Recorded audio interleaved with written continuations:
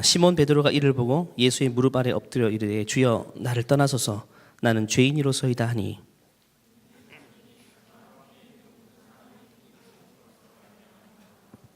세베대 아들로서 시몬의 동업자인 야고보와 요한도 놀랐습니다. 예수께서 시몬에게 이르시되 무서워하지 말라 이제후로는 내가 사람을 취하리라 하시니 그들이 배들을 육지에 대고 예수를 따르니라. 아멘. 하버드 대학 총장이었던 나단 푸시라는 사람은요, 젊은이들 특히 청년들에게 필요한 것은 네 가지다라고 이야기했습니다. 그중 첫 번째는 흔들 수 있는 깃발이 필요하다. 둘째는 그들이 부를 수 있는 노래가 필요하다. 또 셋째는 믿을 수 있는 신조가 필요하다. 네 번째는 따를 수 있는 지도자가 필요하다.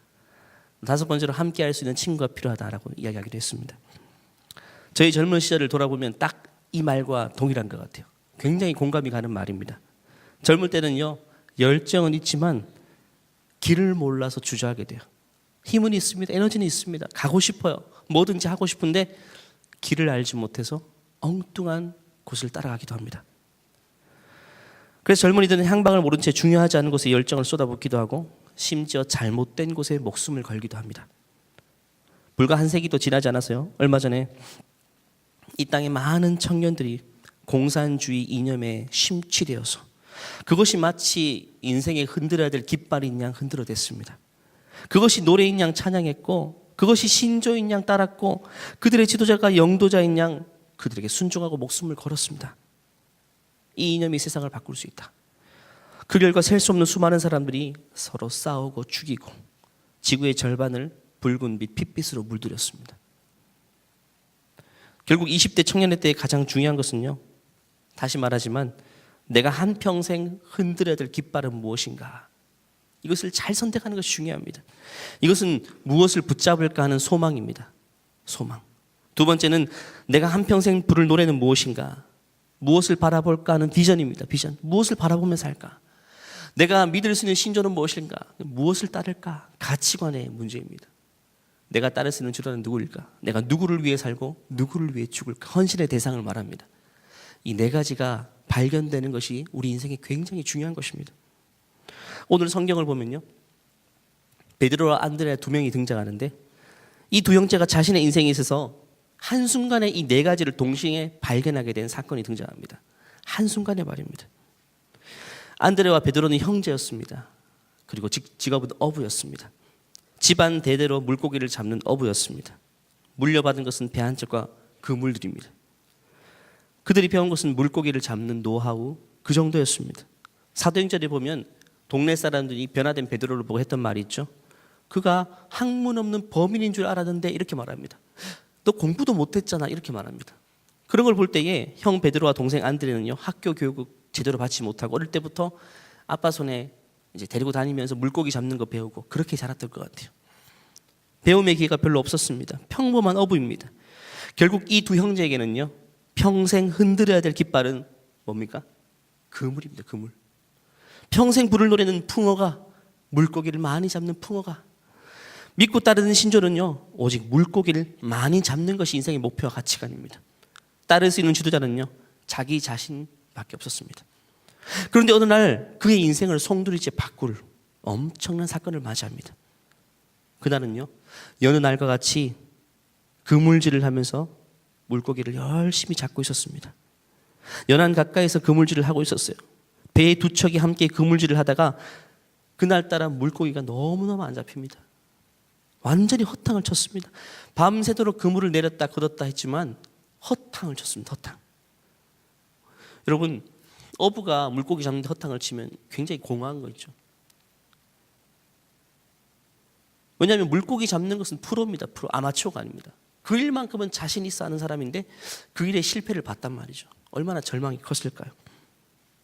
근데 이 모든 관객을 멀찌감치 지켜보셨던 한 분이 계셨습니다. 그리고 그분이 그에게로 다가갑니다.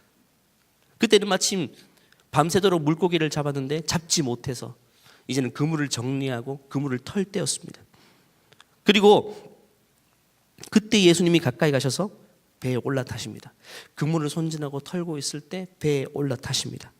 그리고 배를 좀 육지에서 띄우기를 청하시고 배를 강대상으로 삼아서 육지에 있는 사람들에게 말씀을 선포하십니다.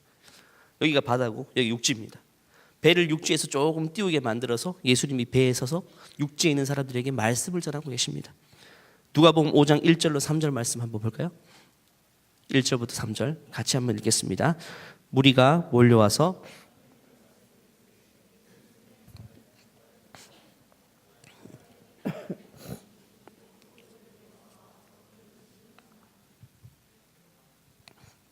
(3절까지) 읽겠습니다. 예수께서 한 배에 오르시니 그 배는 시몬의 배라.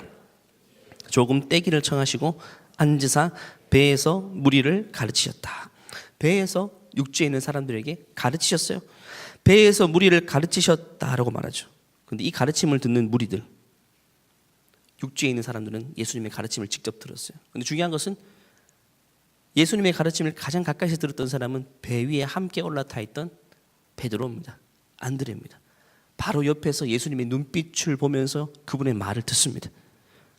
충격을 받습니다. 예수님의 말에는 권세가 있습니다. 예수님의 말에는요, 논리가 있고 목소리가 성우처럼 좋았다. 그래서 권세가 있는 게 아닙니다. 그 말씀하시는 분이 바로 하나님의 아들이시기 때문에 권세가 있는 겁니다. 예수님의 말씀이 얼마나 능력이냐면요, 창세기 말씀 보면 삼위일체 하나님께서 창조사역에 동참하실 때에 말씀으로 천지를 창조하셨어요. 말씀으로 있으라 하면 있는 거고 빛이 있으라 하면 빛이 탄생하는 겁니다. 그 정도의 말씀의 권위입니다. 그 말씀의 동일한 권위로 무리들에게 한마디 한마디 가르치고 선포하는 데에 얼마나 한마디 한마디가 묵직하게 들렸을까요? 마치 스트레이트 강펀치가 심장에 꽂히는 것처럼 강력하게 한마디 한마디가 자기 심장에 꽂히게 됩니다. 베드로는 그런 말 들은 적이 없어요. 베드로를 비롯한 모든 무리들은요, 평생 한 번도 들어보지 못한 권세 있는 말씀에 온몸과 온 마음이 진동하는 걸 느낍니다. 그 상황에서 예수님은요, 무리를 대하시다가 갑자기 이 한 사람에게 집중합니다. 무리들에게 권세 있는 말씀을 가르치시다가 옆에 있는 베드로에게 포커스를 맞추시고 베드로를 바라보십니다. 베드로가 얼마나 놀랐을까? 얼마나 놀랐을까? 그러면서 이렇게 말씀하십니다. 4절 5절 말씀이요, 같이 읽을게요.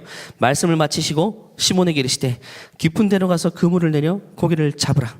시몬이 대답하여 이르되 선생님, 우리들이 밤이 새도록 수고했을 때 잡은 것이 없지만 말씀에 의지하여 내가 그물을 내리리라 하고, 그렇게 하니 고기를 잡은 것이 심히 많아 그물이 찢어지는지라. 이에 다른 배에 있는 동무들에게 손짓하여 와서 도와달라 하니 그들이 와서 두 배의 체험에 잠기게 되었더라. 시몬 베드로가 이를 보고 예수의 무릎 아래 엎드려 이르되 주여 나를 떠나소서, 나는 죄인으로소이다 하니. 예수님은 베드로에게 포커스를 맞추시고 하나의 순종을 요구하십니다. 그건 바로 이미 손질을 마친 그물을 다시 펼쳐서 저 깊은 데로 던져보라는 것입니다. 이것은요, 베드로가 가진 노하우를 판단했을 때 이 말은 순종하기 쉽지 않은 요구입니다. 이미 밤새도록 그물질했는데 못 잡았단 말이죠. 그날은 물때도 안 맞고 다 안 맞는 겁니다. 이미 손질이 다 끝났어요. 다시 펼쳐서 물에 던지는 것은요, 사실 이것은 쉬운 순종이 아닙니다. 그리고 내가 딱 봐도 이 예수님은 어부 출신이 아닙니다. 물고기 잡을 분이 아닙니다. 물고기 잡는 것만큼은 자신을 능가할 사람이 없어요. 그런데 이분이 갑자기 그물을 펼쳐서 저 깊은 데로 던져라는 거죠. 깊은 데로. 그물은요, 깊은 데 던지는 게 아닙니다. 얕은 데 연안가에 그물질하는 겁니다. 결국 이 주문은 상식을 벗어나는 주문이고 경험과 노하우를 볼 때 말도 안 되는 주문입니다. 그런데 그날따라 베드로는요, 그분의 말씀에 매료되어 있기 때문에 그 말에 순종합니다. 5절 말씀 보면요, 시몬이 대답하여 이르되 선생님, 우리들이 밤이 새도록 수고했을 때 잡은 것이 없지만은 말씀에 의지하여, 이런 말이죠. 내가 주님의 말씀에 의지하여 한번 내려보겠습니다라고 합니다. 말씀에 의지하여. 이 말이 굉장히 중요합니다. 우리 인생의 가치관이 바로 이게 돼야 돼요. 우리는 하나님의 말씀에 의지하여 이렇게도 하고 저렇게도 하는 겁니다. 이게 내 판단으로는 아닌데 주의 말씀이 이러하니까 내가 말씀에 의지하여서 내 상식으로 안 되는 일도 도전해보고 뛰어 들어가 보는 것입니다. 그리할 때 우리 인생에 어떤 일이 일어나느냐? 베드로는요, 말씀에 의지해서 깊은 곳에 그물을 내렸더니 어떤 일을 벌어집니까?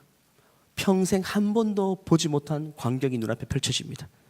물고기가요, 얼마나 많은지 그물이 찢어질 정도로 많았다라고 합니다. 그물이 찢어질 정도로 많았다. 베드로는요, 어부니까 딱 보면 압니다. 수없이 그물질을 어릴 때부터 해봤기 때문에 이게 그냥 일어날 수 있는 일인지 일어날 수 없는 일인지 보면 압니다. 근데 이것은 일어날 수 없는 일입니다. 마치 그물을 건지는데 갈릴리에 있는 모든 물고기들이 큐사임과 함께 동시에 그물로 뛰어 들어가는 것 같은, 누구의 명령에 의해서 그 호수에 있는 물고기들이 그 말에 순종해서 베드로 자신의 그물 속에 막 뛰어 들어오는 것처럼 그런 것들을 보게 돼요. 이것은 그냥 내가 그물을 잘 내려서 많이 잡혔다 이 정도가 아닙니다. 물고기가 줄지어서 막 뛰어 들어오는 거죠.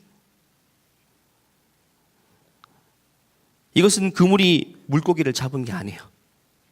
수많은 물고기들이 큐사인과 함께 뛰어 들어온 겁니다. 뭐 예수님께서 어군 탐지기가 있어가지고 저기 새까맣게 모여 저기 던져라, 이 정도가 아니란 겁니다. 물고기가 예수님의 말씀에 순종하기 때문입니다. 천지가 온 자연 만물이요 만드신 그분의 말씀에 흐트러짐 없이 100% 순종합니다. 예수님이 명령하셨어요. 물고기들아, 너희들 다 모여서 지금 베드로가 여기 깊은 데 그물을 던지면 이 속으로 다 뛰어들어와. 예수님 말씀하세요. 그러면 거기 불순종할 물고기가 없는 겁니다. 불순종할 물고기가 없어요. 하나님이 만드신 피조물 가운데 오직 인간만이 하나님의 말씀에 순종하지 않고 토를 달고 반기를 듭니다.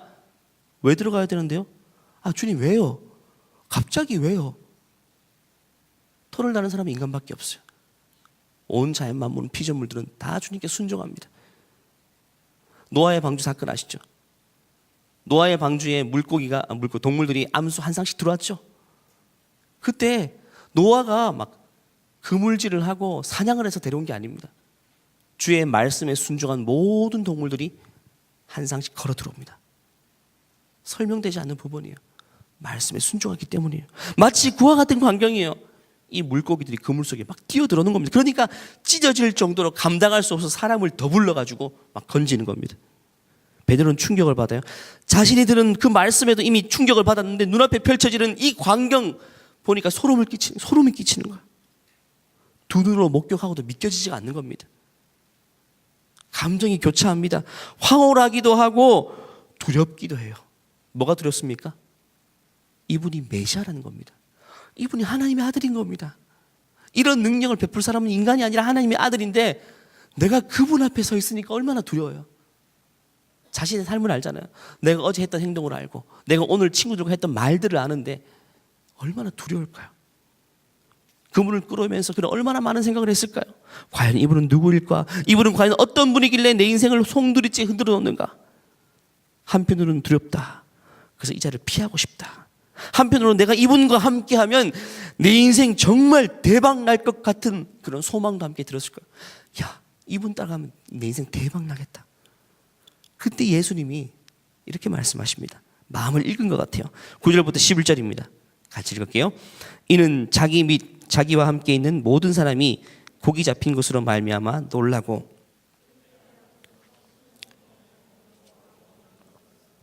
예수께서 시몬에게 이르시되 무서워하지 말라. 이제후로는 내가 사람을 취하리라 하시니 그들이 배들을 육지에 대고 모든 것을 버려두고 예수를 따르니라. 이게 마태복음의 표현 보면요 더 압축적입니다. 같이 읽어볼게요.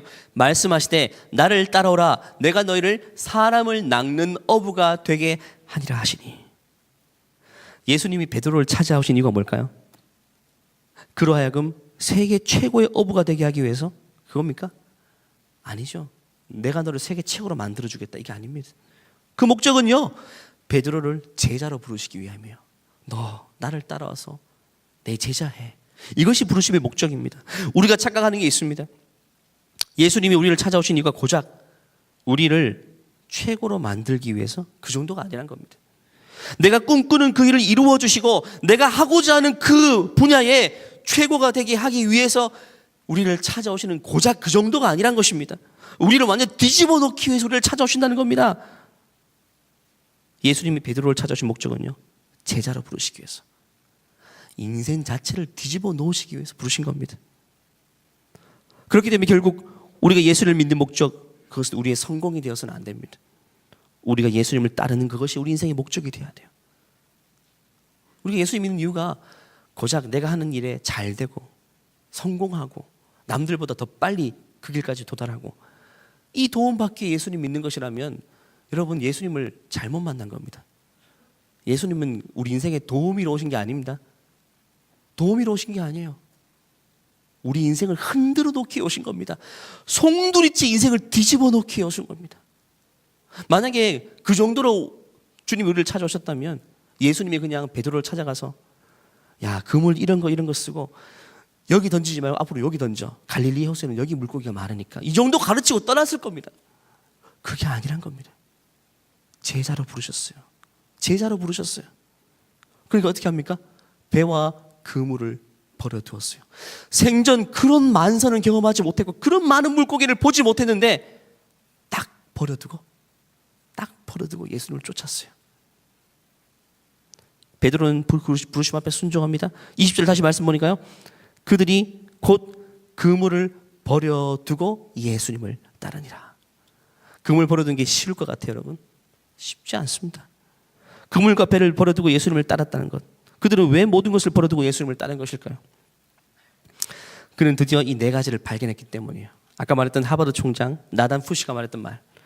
내가 한평생 흔들어야 될 깃발. 그것은 예수님을 따르는 것이구나 하는 걸 발견했어요. 내가 이분을 따르는 것이구나. 내가 한평생 부를 노래, 내가 이분의 영광을 찬송하는 것이구나. 내가 믿을 수 있는 신조, 내가 이분의 말씀이 내 인생에 필요하구나. 내가 이분 말씀 따라 순종하면 내 인생 대박 나겠구나. 왜? 이분 말씀 따라 물고기를 여기 내렸는데, 그물을 여기 내렸는데 대박 났잖아요. 이게 이례적인 사건이 아니구나.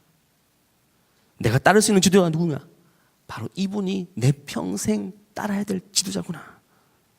그러니까 과거에 자기 모든 것들을 깨끗하게 버려두고 주님을 쫓은 것입니다.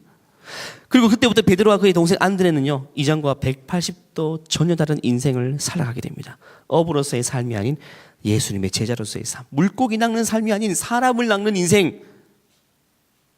여러분, 예수님께서 당신의 제자를 부르실 때 기가 막힌 타이밍을 포착하셨어요.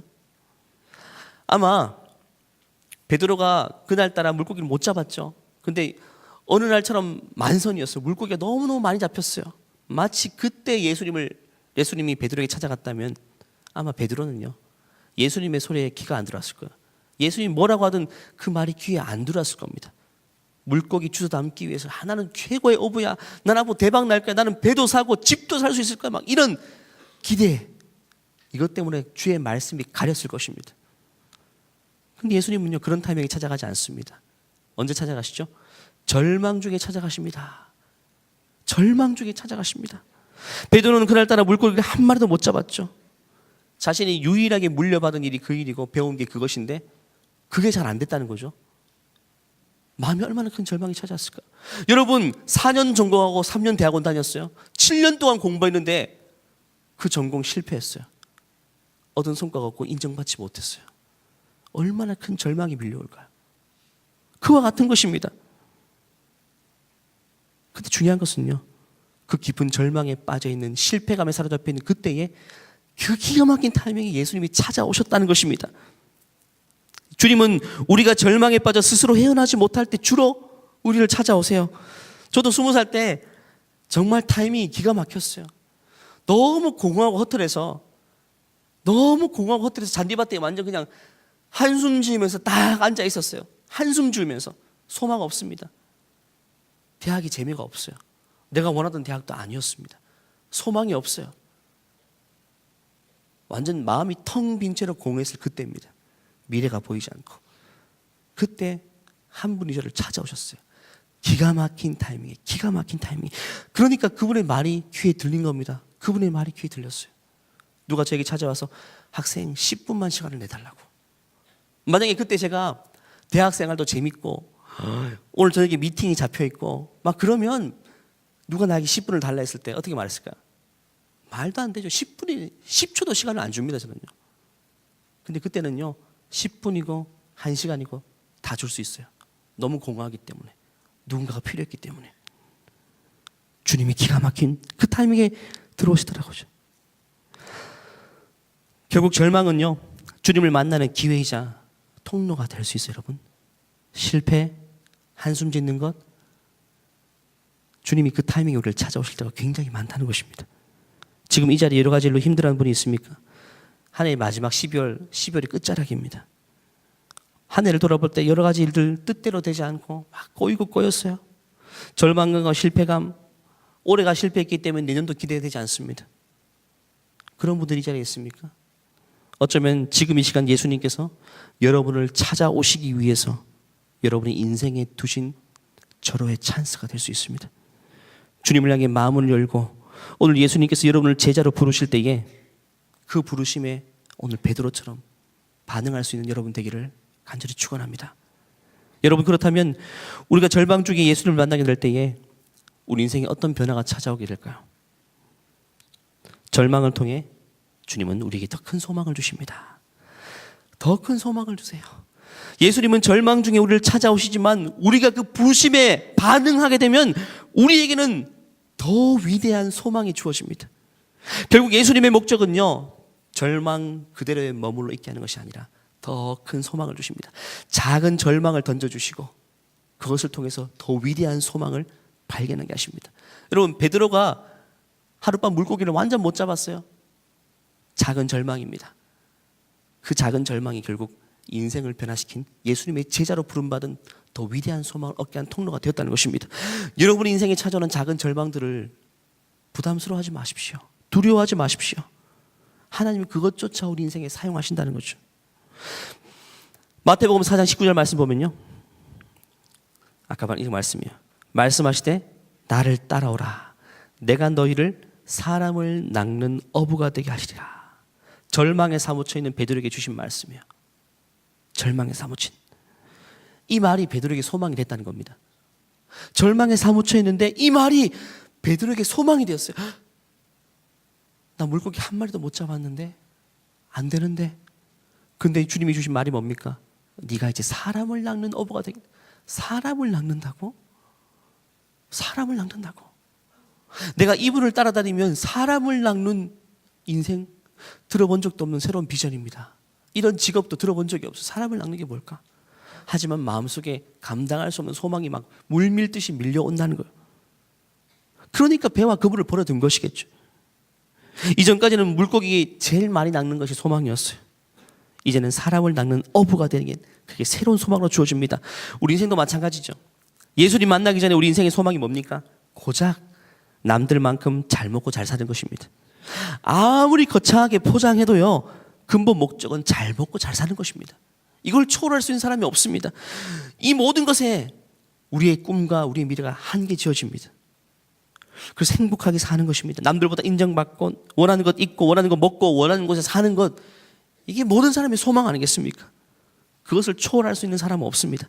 거기서 조금 더 훌륭한 사람은요, 남들과 더불어서 이런 조건이 붙습니다. 아, 남들과 더불어서 잘 먹고 잘 살았으면 좋겠어. 이런 사람은 수준이 좀 더 높은 사람이에요. 하지만 그것 이상은 초월할 수는 없습니다.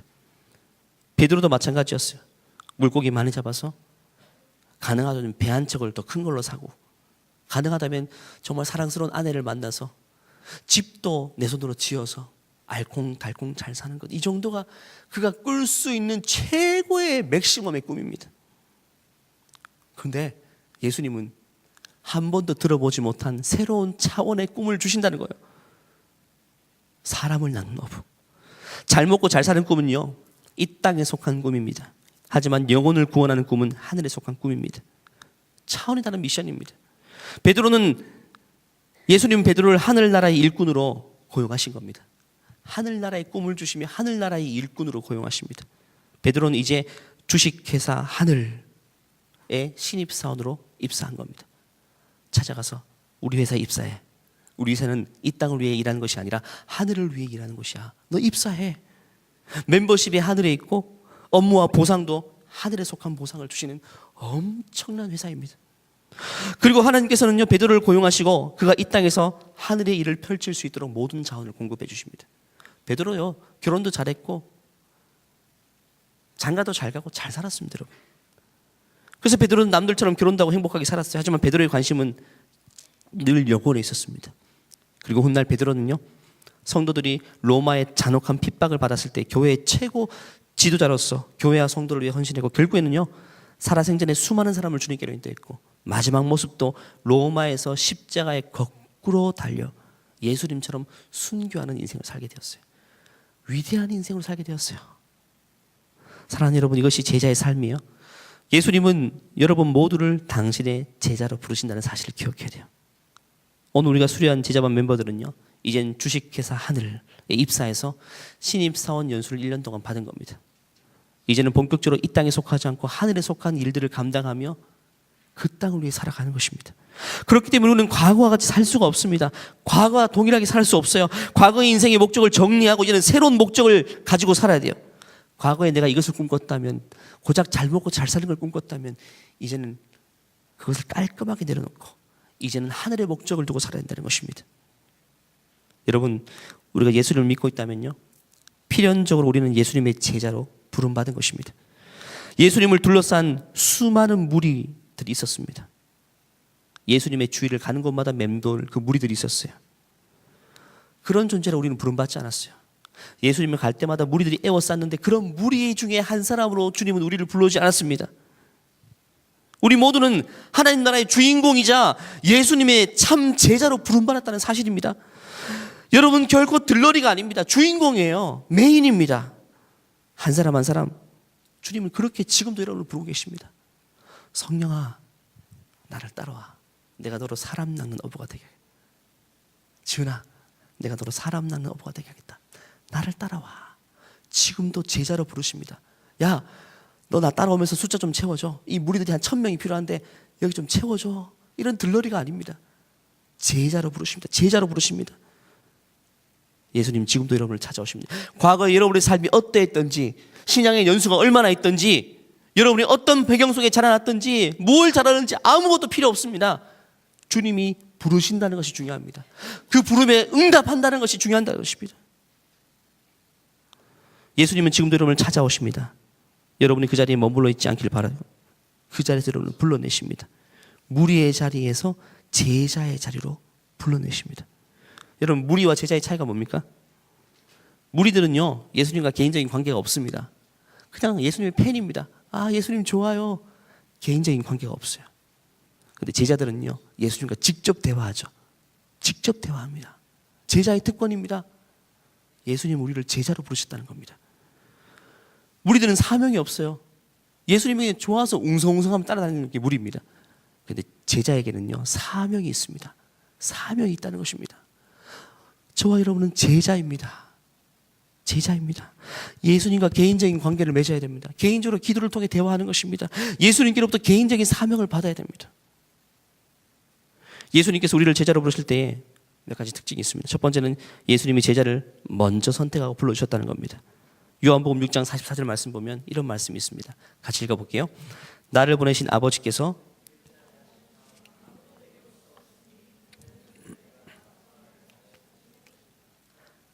내게 이끌지 않으면 아무도 내게 올 수 없다. 한마디로 제가 먼저 예수님 제자 되겠습니다, 이렇게 할 수 있는 사람은 없다는 겁니다. 예수님이 12제자 선택하실 때 경연이나 오디션 보지 않았어요. 직접 찾아가서 컨택하시고 부르셨어요. 오늘날도 마찬가지입니다. 여러분 찾아가서 부르십니다. 여러분 찾아가서 부르셔요. 지금도 여러분 가운데 부르고 계신 사람이 있습니다. 찾아가서 부르십니다. 내가 먼저 그를 사랑한 것이 아니요, 요한 1서 말씀 보면요, 내가 그를 먼저 사랑한 것이 아니요, 그가 나를 먼저 사랑한 것이다라고 말씀하시죠. 두 번째는요, 이 부름을 받은 자는 떠나야 한다는 것입니다. 오늘 베드로처럼 말입니다. 베드로가 그물과 배를 버려두고 떠난 것처럼 떠나야 돼요. 이 떠남은요, 첫 번째는 과거로부터의 떠남이에요. 그리고 두 번째는 자기 자신으로부터 떠나야 됩니다. 누가복음 9장 23절 마지막으로 함께 읽겠습니다. 같이 읽어볼게요. 또 무리에게 이르시되 아무든지 나를 따르려거든 자기를 부인하고 날마다 제 십자가를 지고 나를 따를 것이다. 자기를 부인하고 따라라. 베드로가 그물과 배를 버려뒀다는 것은요, 자기를 버려뒀다는 것을 말합니다. 과거에 자기를 버려두었다는 것입니다. 과거로부터 결별을 선언해야 됩니다. 과거에 있는 우리 부모, 우리 가정, 성장 배경에 의해서 지금 자기의 모습이 갖추어진 것이죠. 하지만 이제는 예수님께로부터 절대적인 영향을 받아야 됩니다. 새 사람이 변화되어야 됩니다. 과거로부터 결별입니다. 자존심, 자신의 성격, 기질 빠이빠이 해야 됩니다. 내려놓고 새 사람으로 거의 모든 것들을 벗어놓은 알몸으로 주님을 따라야 돼요.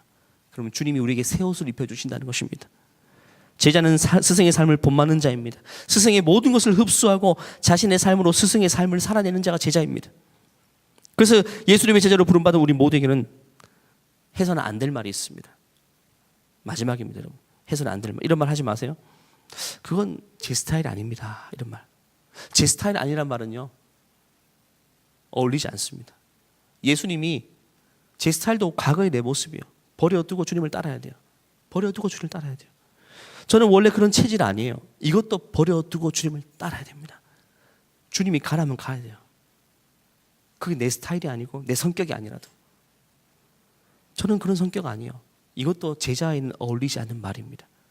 주님이 새롭게 입혀주시고 새롭게 만들어주십니다. 새 사람이 되게 하신다는 것입니다. 말씀을 마무리하겠습니다. 우리 모두는 제자로 부름받았습니다, 여러분. 예수님을 늘 따라다니는 무리들의 한 사람처럼 여러분 신앙생활하는 친구도 많이 있죠. 예수님과 개인적인 관계는 없고 그냥 예배드리고 그냥 기독교 종교생활하는 친구들도 이 자리에 있을 줄 압니다. 그것은 예수님의 제자와는 상관없습니다. 제자는 예수님과 개인적인 관계를 맺고 주님께로부터 사명을 받는 자입니다. 오늘 이 시간 여러분 모두를 예외 없이 예수님의 제자로 주님은 부르십니다. 그 부르심에 여러분은 반응하시고 주님, 내가 주님을 따르길 원합니다. 내 과거, 나 자신을 부인하고 주님을 쫓기 원합니다.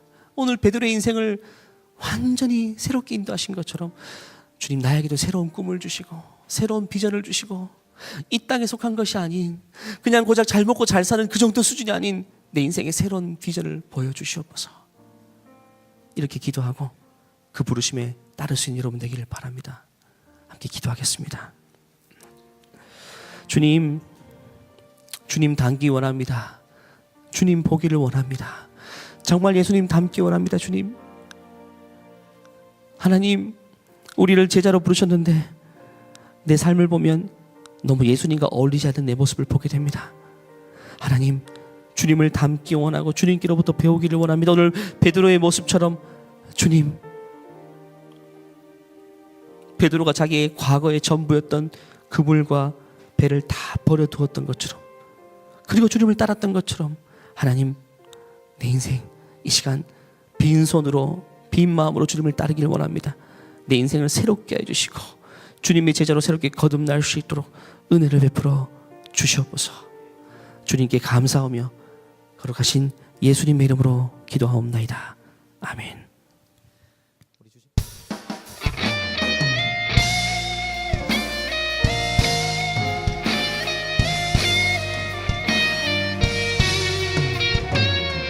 교회여 일어나라, 주께서 부르시니 두려움과 실패 내려놓고 교회여 일어나라, 교회여 일어나라,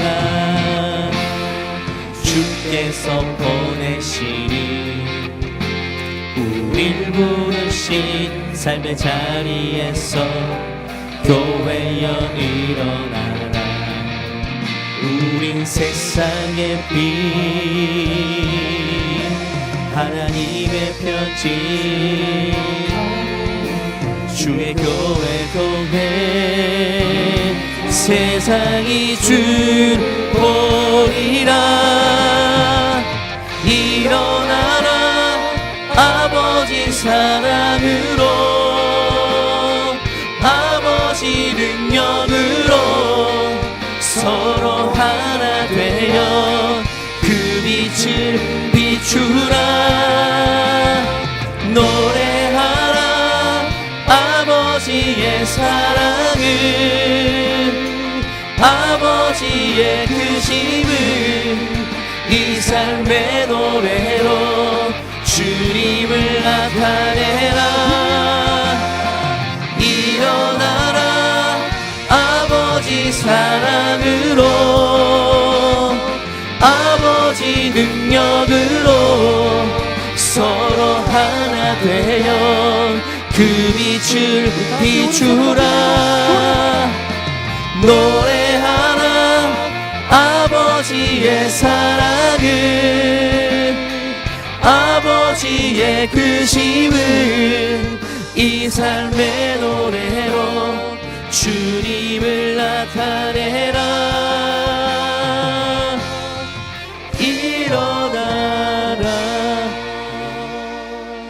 이제는 우리 주 예수 그리스도의 은혜와 하나님의 무한하신 사랑과 성령님이 우리 안에 계셔서 우리를 교통하심이, 이제는 그리스도의 제자로 새롭게 거듭나기를 소원하는 모든 죄의 자녀를 머리 위에 이제로부터 영원토록 함께 하시기를 축원하옵나이다.